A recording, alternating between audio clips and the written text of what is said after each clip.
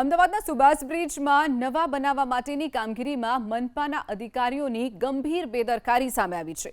Subhash bridge જૂનો હોવા છતાં ડિટેલ રિપોર્ટ કરાવવાના બદલે પ્રાથમિક રિપોર્ટના આધારે જ માત્ર સુપરસ્ટ્રક્ચર તોડવાનો નિર્ણય કર્યો અને ટેન્ડર બહાર પાડી દેવામાં આવ્યું હતું। જો કે બીમ તોડવાની કામગીરી ચાલી રહી હતી ત્યારે જ પિલ્લરમાં જોખમ દેખાતા બ્રિજના સ્ટ્રક્ચરને સંપૂર્ણપણે તોડી પાડવાનો નિર્ણય કરવામાં આવ્યો છે। ખુદ સ્ટેન્ડિંગ કમિટીના ચેરમેને પ્રતિક્રિયા આપી કે આ સમગ્ર મામલાની જાણ તેમને મીડિયા અને પ્રિન્ટ મીડિયાના માધ્યમથી થઈ છે, જે બાદ સ્ટેન્ડિંગ કમિટીની બેઠકમાં 30 કરોડથી વધુની કિંમતના પ્રોજેક્ટ અંગે ફરજિયાત હોદ્દેદારોને જણાવવા માટેની પણ સૂચના અપાઈ છે। એડિશનલ સિટી એન્જિનિયર ઋષિ પંડ્યાએ પ્રતિક્રિયા આપી કે 2 મહિના અગાઉ આઈઆઈટી રૂડકી, આઈઆઈટી ગાંધીનગરના અભિપ્રાય બાદ બ્રિજના સુપરસ્ટ્રક્ચર બદલવા અંગે નિર્ણય કરવામાં આવ્યો છે।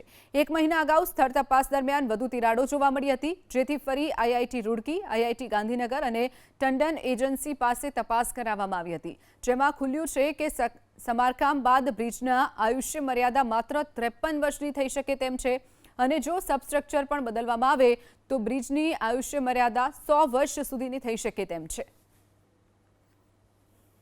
જે પણ કોઈ મોટા પ્રોજેક્ટ હોય છે, ચાહે રાજ્ય સરકારના હોય, કેન્દ્ર સરકારના હોય કે કોર્પોરેશનના હોય, આ તમામ પ્રોજેક્ટમાં પહેલાં પ્રોજેક્ટમાં કન્સલ્ટન્ટ નક્કી થાય છે, પછી એની ડિઝાઇન નક્કી થાય છે। ડિઝાઇન નક્કી કર્યા પછી ટેન્ડર બહાર પાડવામાં આવે છે અને સ્ટેન્ડિંગ કમિટીની અંદર ટેન્ડર મંજૂર કરવા માટે આવે છે।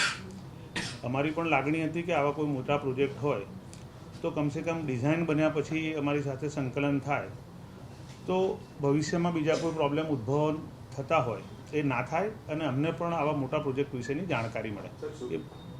એ માટે આજે કમિટીમાં કહેવામાં આવ્યું છે કે આવા 30 કરોડ કરતાં વધારે જે રકમના કામ હોય, આ તમામ કામમાં ડિઝાઇન થઈ ગયા પછી, એટલે કે ટેન્ડર બહાર પાડતા પહેલાં એક વખત જવાબદાર લોકો સાથે ચર્ચા કરવામાં આવે। કરતાં અમે કોર્પોરેશન તરફથી આઈઆઈટી રૂડકી, આઈઆઈટી ગાંધીનગર અને મહેશ ટંડન 3 એક્સપર્ટ ઓપિનિયન લેવામાં આવ્યા હતા। એ ત્રણના ઓપિનિયન પ્રમાણે જે ડિટેલ ટેસ્ટિંગ થયું એના ઉપરથી ઓપિનિયન આપવામાં આવ્યો કે આના બદલે અત્યારની જે કરંટ સજેશન અમે આપી રહ્યા છીએ એ પ્રમાણે પોર્ટલ ફ્રેમ પ્રમાણે જો આ કન્સ્ટ્રક્શન કરવામાં આવે તો 100 વર્ષ સુધીની લાઈફ પ્રમાણે આ બ્રિજ ડિઝાઇન કરી શકાય, લાંબા ગાળાનું આયોજન થાય, અનડિવાઇડેડ કેરેજવે થાય, જેથી કરીને અકસ્માતની પણ સંભાવના નકારી શકાય।